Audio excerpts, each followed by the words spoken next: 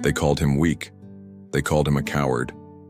They said he didn't know how to stand up for himself. But no one saw what he had seen, and no one knew what his silence had prevented. They called him the woodcutter, though he hadn't cut wood in years. He lived near the forest where the sound of the leaves was louder than the sound of voices. He never argued, never reacted. He simply listened. Some said he didn't care. Others whispered he was wise, but most people ignored him, as if someone who doesn't fight doesn't matter. But what no one knew was what he had lived through. Years ago, when he was young, strong, and impulsive, he had a chance to prove he was right, and by doing so, he lost everything. At the time, he worked in the village square. He was respected, even feared.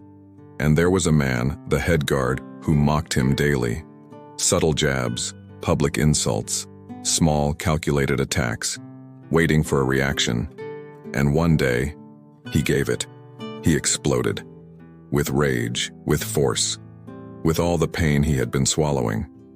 And in that moment, he won the fight, but lost his name, lost his work, lost his peace. They branded him violent, dangerous, unstable, even though he was right, even though he had reason. That day, he learned something most people only realize too late. Truth doesn't need to scream, but ego does. And it was ego that cost him everything. Years later, living alone near the forest, he saw the world differently. He watched people destroy relationships because they couldn't handle being misunderstood. He watched friendships fall apart over words spoken in heat. He saw parents lose their children to pride, lovers turn into strangers because of things they couldn't take back. And in his solitude, full of presence, he made a quiet vow. Not everything that hurts me deserves a response. Not everything that provokes me needs sound. One day, he was falsely accused of stealing food from the warehouse. A crowd formed.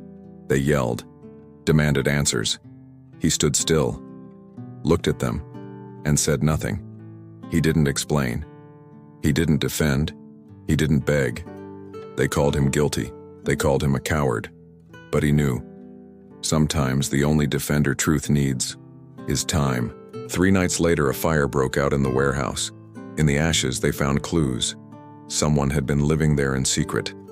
A fugitive from a nearby town, wearing clothes similar to the woodcutter's. Framing him, the truth came out. His name was cleared. But he didn't celebrate, didn't ask for apologies, didn't say, "I told you so." He returned to the forest, with the same calm as always. That day, a 14-year-old orphan from the village followed him and asked, "Why didn't you say anything?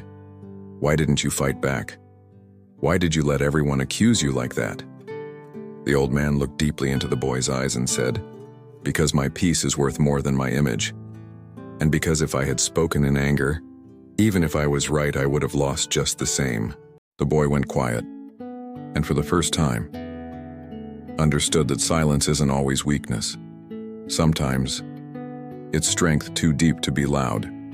Years later, that boy became a leader in the village, respected, balanced, steady. And whenever someone tried to provoke him, demanded a reaction, he would smile and say, "Did you know that silence once saved a life?" No one noticed then, but I never forgot. The woodcutter grew old, still misunderstood by some. Some called him wise. Others still called him a fool. But no one could deny he never argued, never shouted back, never lost himself defending his name. Someone once said, "He must not feel anything." But that wasn't true. He felt deeply. He felt injustice, but didn't feed it. He felt pain, but didn't weaponize it. He felt anger, but didn't let it guide his mouth or his hands, because he knew something others didn't. The world only knows how to defend itself by screaming, but someone who has found truth doesn't need to defend, only to stay rooted in silence. One cold morning, he sat by the fire. A young man full of rage had hit his brother, and now justified himself, saying, "He humiliated me. I had to respond." The woodcutter listened, then said quietly, "Once a man humiliated me for months, spread lies, twisted my words, waiting for me to react. One day, I did. I lost everything. Not because I was wrong, but because my sound was louder than my center.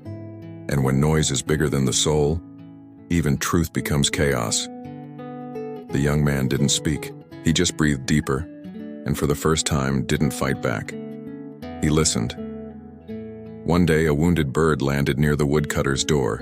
Its wing was broken, its eyes full of panic. The old man picked it up, gently, didn't speak, didn't force anything.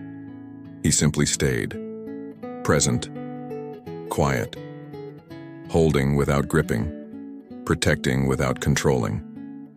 Days later, the bird flew again.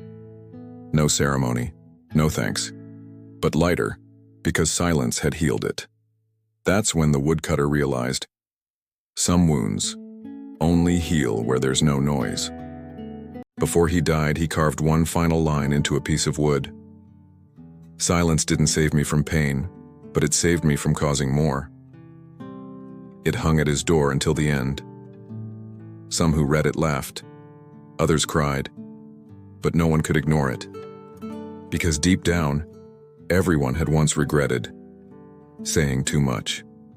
When he passed, there was no ceremony, no crowd, no grand farewell, just the sound of wind through the trees, and a sky so still, it seemed to honor him with silence. Maybe that's the echo your soul needed to hear today. Maybe the anger you feel isn't a call to fight. Maybe it's just the final surface of pain, asking to be felt, not repeated. Before you react to what hurts, ask yourself, does this cost my peace or just my image? Because truth, real truth, doesn't need to be defended with noise. It grows in time, in stillness, in the depth of those who no longer need to be right to know who they are. If this story touched you, share it with someone who's still fighting everything with their voice and losing their inner voice in the process. And if this path speaks to your soul, subscribe. Here every silence has weight, every pause has purpose, and every story opens a hidden path within. Not everything must be said, but everything must be felt with truth.